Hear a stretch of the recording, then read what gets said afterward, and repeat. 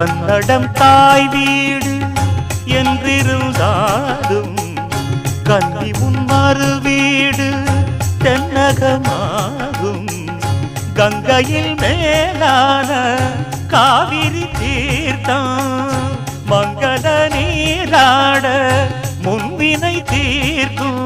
நீர் வண்ணம் எங்கும் மேவிட நஞ்சை புஞ்சைகள் பாரடி.